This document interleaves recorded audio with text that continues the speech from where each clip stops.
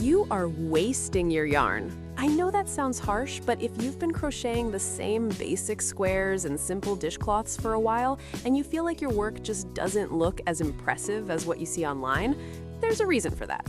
And it's not your skill level. It's not the yarn you're buying. It's the ideas you're starting with. Today, I'm going to show you some of the most beautiful and creative crochet ideas people are actually making with their hands right now. Some of these are going to surprise you. Some of them are going to make you want to put down your phone and grab your hook immediately. And a few of them are going to make you think, wait, someone made that by hand? Yes, they did. And you can too. Let's get into it. So here's the thing about crochet that most people don't talk about enough. There is a massive gap between what most beginners make and what crochet is actually capable of. Like when people first learn to crochet, they make a scarf, maybe a beanie, maybe a granny square blanket if they're feeling brave. And those are great, don't get me wrong, but then they look on Pinterest or Instagram and they see these absolutely stunning pieces, these detailed, textured, almost unbelievable creations, and they think, that must be for advanced crocheters only. Or they think, I could never make something that beautiful. And that's the problem I want to fix today, because a lot of the most beautiful crochet ideas out there are not as complicated as they look. They just use the right combination of stitch, color, and design. And once you know what's possible, you start seeing your yarn and your hook completely differently. So let's start with something that has been blowing up lately, and for good reason. Crochet bags. Not just any bags, but really structured, really detailed bags that look like they came from a boutique store. We're talking market totes with beautiful open mesh patterns, small crossbody bags with textured shells all over them, bucket bags with drawstring tops and thick ropes.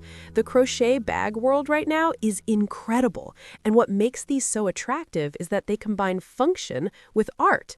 You make it, you use it, people stop you and ask where you bought it, and you get to say, I made it. One of the most popular styles right now is the raffia bag. Raffia is a natural fiber that gives bags that clean, summery, expensive look.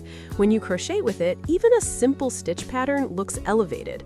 A basic single crochet bag made with raffia looks like something you'd find in a high-end shop. That's the power of choosing the right material for the right project. But let's talk about something even more visually stunning. Crochet flowers. And I don't mean the flat little flower motifs you sew onto a hat. I'm talking about full, three-dimensional, realistic-looking flowers that people actually display in vases, wear as accessories, or use to decorate their homes. There are crocheters out there making roses that look almost real, sunflowers with detailed centers, dahlias with layers and layers of petals, and entire wildflower bouquets made out of yarn. These are the kinds of things that stop people in their tracks. You put a crocheted flower bouquet on a table and guests come in and genuinely can't tell at first glance that it's yarn. And the beautiful part is, once you learn how to make one flower, you can make dozens of different ones by just changing the number of petals, the size, or the yarn weight. It's one of those skills that keeps giving. Now, let's talk about wearables, because this is where crochet gets really exciting. Crochet clothing has had such a massive comeback. We're not talking about your grandma's vest here. We're talking about cropped cardigans with beautiful stitch details, flowy beach cover-ups with open lacework, cozy sweaters with textured patterns that look incredibly complex but are made with repeating stitch combinations, and even crochet skirts and dresses that are making their way into actual fashion shows. What makes a crocheted garment truly beautiful is the stitch choice. A garment made with the puff stitch has this chunky, cloud-like texture that photographs beautifully. A garment made with the shell stitch has this soft, wavy flow to it. A top made with the moss stitch looks almost woven. And the color choices people are making right now are stunning too. Earthy terracottas, warm creams, soft sage greens, dusty mauves. These colors, combined with the right stitches, make for pieces that genuinely look high fashion. Let's shift to something a little different but equally impressive. crochet home decor, because the range of beautiful things you can make for your home is honestly endless. We have crochet wall hangings that use tapestry crochet to create almost painting-like images.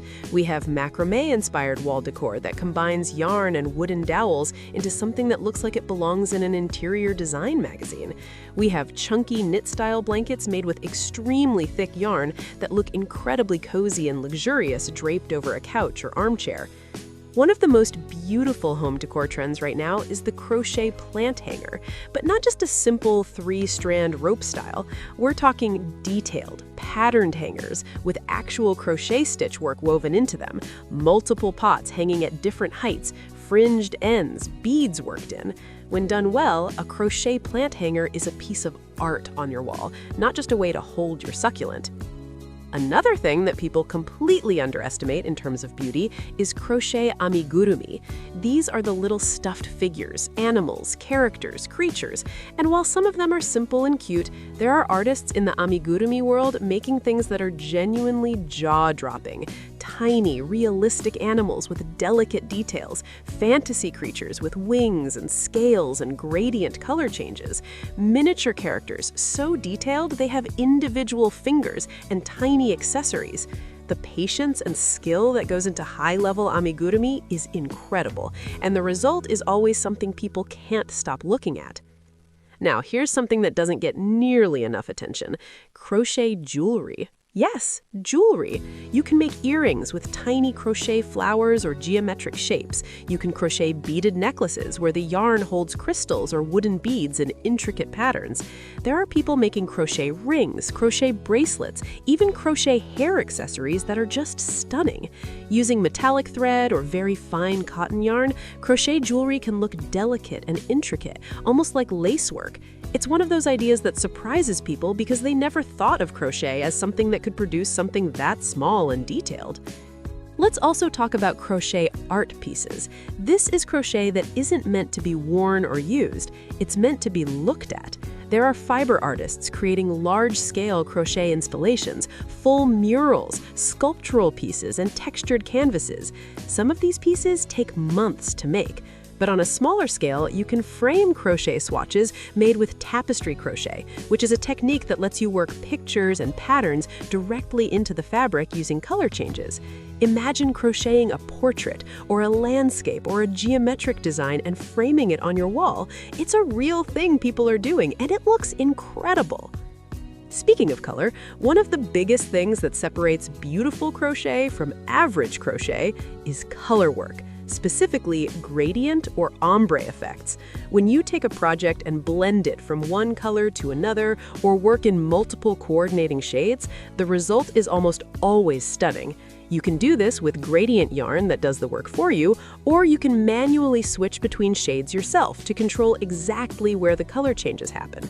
Either way, a gradient baby blanket, a gradient shawl, a gradient bag, these things photograph beautifully and have that quality that makes people stop scrolling. And that brings me to shawls. Oh, the crochet shawl world is something else entirely. A really well-designed shawl can be one of the most beautiful textile pieces you've ever seen.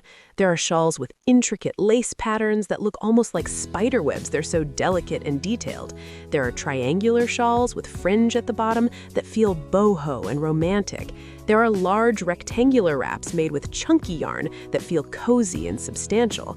The shawl is one of those pieces that shows off crochet's full range, from delicate and intricate to big and bold, and it all just drapes beautifully on a person. Now, let's circle back to something I think is the most underrated category of beautiful crochet ideas: crochet with unexpected materials.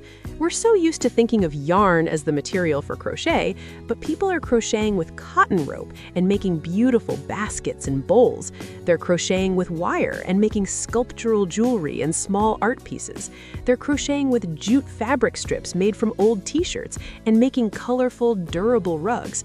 They're crocheting with jute and making kitchen accessories and storage baskets that look incredibly rustic and charming. The moment you start thinking beyond standard yarn, you open up a whole new world of things you can create. And here's the thing that ties all of this together. What makes any crochet project truly beautiful isn't just the stitch or the yarn, it's the intention behind it. It's choosing a color palette that actually goes together. It's giving your project clean, blocked edges so it sits properly. It's finishing your ends neatly so the inside of your work looks as good as the outside. It's choosing a stitch that fits the purpose of the project. A lacy open stitch for a summer bag, a dense, tight stitch for a bag that needs to hold its shape, a thick, textured stitch for something meant to be cozy and warm. These decisions, these small, thoughtful choices, are what separate a beautiful